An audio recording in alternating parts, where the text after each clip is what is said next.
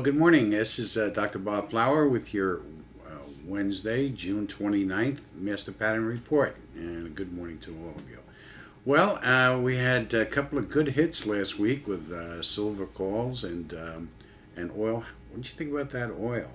I'm ready to strangle my broker because the day that I announced that we're going short oil and oil was going to drop precipitously, I called my broker and he never got back to me, and consequently the next day, I didn't think it was going to be the next day, to be honest with you, but I could see it was coming in the Master Pattern Report. And talking about that, I think we're in for some more downturn in the oil, and it may be a lot more dramatic than what any of us think. It's bouncing up a little bit at this point, but don't be surprised if it breaks 80 on its way to 70. We'll see more about that in another 2 weeks or so. Okay. Silver is just in limbo right now, as you can see. If it breaks this $34 level, we're going to see $31 and maybe even a retracement back to down around the $26 level. So keep your eyes open on that. You may want to buy more because, as we've said right along, we think by the end of the year the silver is going to make another run back up to that $50 level, and God knows where from there. And any of the other metals, maybe with the exception of copper, but I'm not really following that at this point. The dollar did strengthen and then dropped, and it looks like it's going to continue to drop here. The end of QE2 is already starting to have some ramifications, although we see the S&P moving up, not down at this point. So, and I think that this will be a summer run here for a little bit. So don't be surprised if it makes a good run upward from here on in until August. So watch that. Dates to watch out for are tomorrow, the 30th, and Tuesday, the 5th. No, I'm sorry, I beg your pardon. Wednesday, the 6th. Okay, for both silver and the S&P, but predominantly S&P. Silver is just bouncing around. It'll make a big move up. It'll make a big move down. Big meaning like 1.5% to 2.5% move. That's what we consider big. So watch that. And like I said, if you're going to be a longer-term investor, fine, jump in here. You want to wait till it perhaps drops below 30 and jump in at that point in time. Certainly don't hesitate to do that. Okay, let's talk about socio-politico-economics.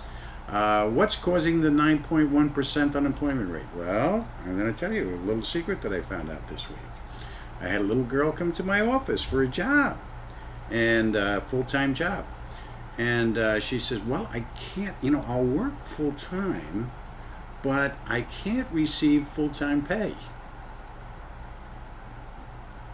I'll say that again. I can't receive full-time pay because I'm getting full unemployment. And unemployment tells me that I can't make more than $30,000 a year on the books, or else I'll lose my unemployment. Hello, are you out there? Are you listening to this? I mean, have we lost our minds? Is this insanity or what? She's on unemployment and she's getting full pay, which I guess, I don't know, $350, $375, $400. I don't know what they're getting these days, and she is not going to make more than $500 or $600 a week because then she may be taken off unemployment. Is there any reason why people wouldn't stay on unemployment? 9.1? We're lucky it's not 10.10. I mean, this is absolutely absurd. In their anxiety to do the right thing for people, they're ruining the economy and spoiling the population. I mean, who the hell wouldn't want to work, for $1,000 a week when before that you were only making $800 a week or $700 a week, and not be breaking your back? By the way, she turned the job down. She didn't like the parking. in the area, so there wasn't.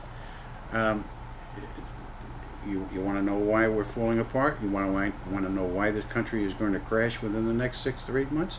There it is, folks. That's the mentality. That's what's going on. And of course, the extended unemployment. And I realize that many of you may be in that situation, but let's face it, it's not good for the country. It may be good for certain individuals, but it's ruining the country. I mean, 3 years on unemployment. Where's the incentive to go out and do the right thing? And then when you get the job, you lose your medical benefits because it's too expensive. We just lost an employee in our company because of the fact that there's a great possibility her husband's going to be laid off, and she's not going to get the medical benefits, so she has to quit a job with us where there are no medical benefits and go out and get something else, maybe even for less money, so she can have the security of having benefits. But then again, she may lose those benefits 6 months, a year from now, the way things are going. It's so unpredictable, and the rules are being made up as we go along. And that's what I've been telling you since 2007. The downfall here is that law and order is falling apart. And the reason it's falling apart is because we have this schism between doing something for the group or doing something for the individual. Okay? And as long as we have this schism and we're not coming together on this, we're going to be in trouble. The law is falling apart. Nobody knows what the law is insofar as IRS. They just send you a bill until you pay it. That's it. So here we are with this giant mess of various rules, regulations, laws, and processes that are absolutely destroying us. And I know that there's more with this unemployment stuff, and I'm going to be reporting back to you on that. In the meantime, China is in trouble. They're not, of course, making it known, but this real estate bubble looks like there's going to be a problem there. Look at some of the real estate stocks. If you want some more information as to what's going on, Chinese real estate stocks, and just look at what's happening with them, and you'll see the underpinnings there of something. I just want to quickly report to you on that program that we have been talking about the direction of the market that we've been working on. We found a way of utilizing the master pattern with a particular system of stock market play that's like 90% proof, and we're doing very, very well with it. I'm trying to, but it's only in certain areas, and I'm trying to move that around a little bit. But I'm going to report to you. I'm going to have a special video on that during the summer, and we'll get to you on that. Okay. By the way, those of you who might have this great interest in my political career, we're going to have a fundraiser, meet the candidate roast of Dr. Bob on July 28th at the Dolphin Restaurant on the waterfront in Yonkers from 5 o'clock, is it, Janet? 5:30 till 8:30. I'll be there.